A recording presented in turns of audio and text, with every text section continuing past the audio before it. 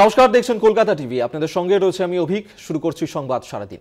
আজ হাইকোর্টের বিচারপতি পদে ইস্তফা দেবেন অভিজিৎ গঙ্গোপাধ্যায়। রাষ্ট্রপতিকে ইস্তফা পত্র পাঠাবেন অভিজিৎ গঙ্গোপাধ্যায়। হাইকোর্টের প্রধান বিচারপতিকেও ইস্তফা পত্র পাঠাবেন। আগাম অবসর নিয়ে রাজনৈতিক দলে যোগ দেবেন, উঠছে সেই প্রশ্নই। ইস্তফা দেওয়ার পর আজ সাংবাদিক বৈঠক করবেন বলে জানিয়েছিলেন রবিবারই।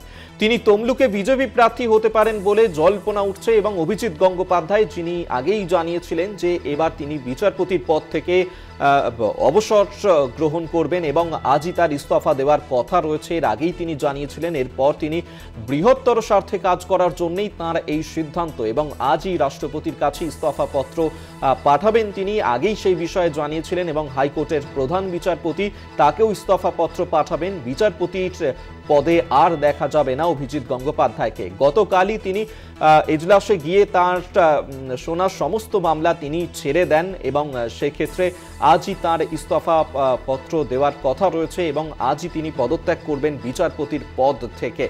রাষ্ট্রপতির কাছে ইস্তফা পত্র পাঠাবেন, পাশাপাশি হাইকোর্টের প্রধান বিচারপতিকেও ইস্তফা পত্র পাঠাবেন অভিজিৎ গঙ্গোপাধ্যায়। আজ সাংবাদিক বৈঠক করবেন। এরপর তিনি ঠিক কি করবেন সেই বিষয়ে হয়তো কোনো ইঙ্গিত দিতে পারেন, এমনটাই কিন্তু এখনো পর্যন্ত মনে করা হচ্ছে। তবে এরপর হয়তো তাকে দেখা যেতে পারে রাজনীতির ময়দানে, রাজনীতির আঙিনাতে হয়তো এরপর অভিজিৎ গঙ্গোপাধ্যায়কে দেখা যেতে পারে, তেমনটাই কিন্তু মনে করা হচ্ছে। আমরা এই নিয়ে কথা বলবো, বিস্তারিত জানবো। দেবপম সরকার আমাদের সঙ্গে টেলিফোনে রয়েছেন। দেবপম, আজই বিচারপতির পদ থেকে ইস্তফা পত্র পাঠানোর কথা অভিজিৎ গঙ্গোপাধ্যায়ের রাষ্ট্রপতির কাছে, হাইকোর্টের প্রধান বিচারপতির কাছে, এবং সাংবাদিক বৈঠকও করবেন তিনি। কোনো ইঙ্গিত দিতে পারেন এরপর অভিজিৎ গঙ্গোপাধ্যায়কে কোথায় দেখা যেতে পারে? দেখো, এখনো পর্যন্ত লাস্ট মোমেন্টের একদম চিলার সাসপেন্স বলা যেতে পারে, কিন্তু একটা জিনিস স্পষ্ট যে অভিজিৎ গঙ্গোপাধ্যায় যে নিয়মাবলী মেনে তার বিচারপতির যে রেজিগনেশন, সেই রেজিগনেশন তিনি কিন্তু দিচ্ছেন।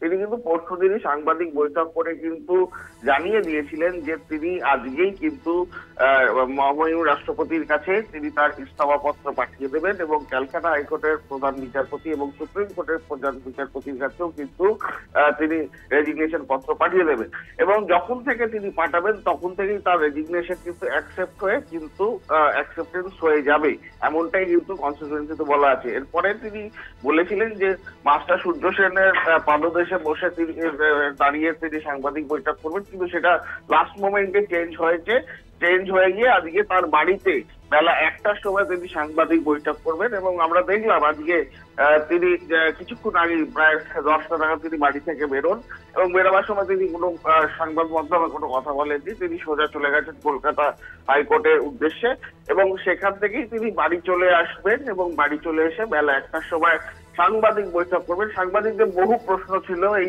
দুদিন ধরে, কিন্তু সব প্রশ্নের আজকে তিনি উত্তর দেবেন বলে প্রতিশ্রুতি দিয়েছেন। এখন দেখার এই সাংবাদিক বৈঠকে তিনি কি প্রতিশ্রুতি, যে প্রশ্নের উত্তর তিনি কি দেন এবং আগামী তার কি পদক্ষেপ সেটা কি সম্বন্ধে তিনি কি বলেন, সেদিকেই চোখ রাখতে হবে আর কয়েক ঘন্টা মাত্র। একেবারেই তাই, অবশ্যই সেদিকে আমাদের নজর থাকবে। আপাতত ধন্যবাদ তোমায়। দেবপম সরকার আমাদের সঙ্গে টেলিফোনে ছিলেন প্রতিনিধি।